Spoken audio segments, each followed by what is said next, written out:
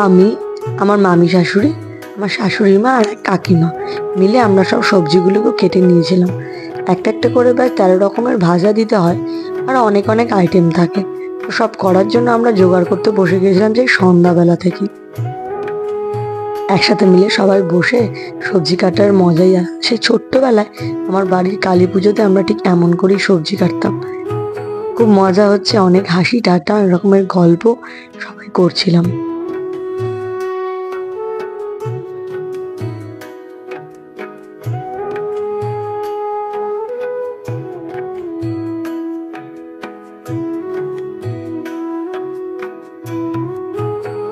রুই মাছ আর ইলিশ মাছগুলোতে আমরা হলুদ নুন মাখিয়ে নিচ্ছিলাম।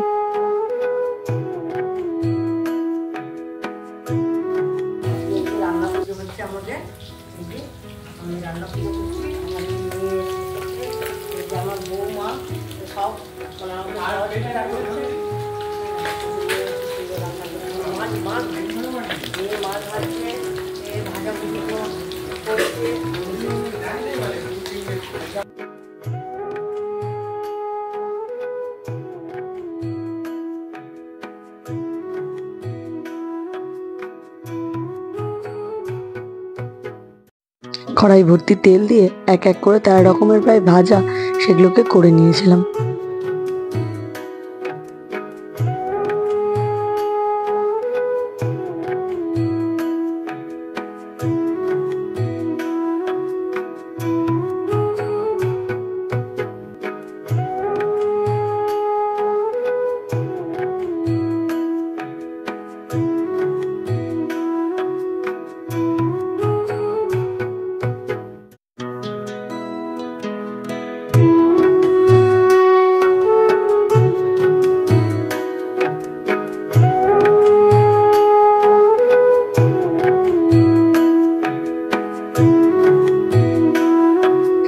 এক এক করে সব রান্নাগুলো আমাদের কমপ্লিট করতে প্রায় আমাদের ভোর 4টে বেজে গিয়েছিল।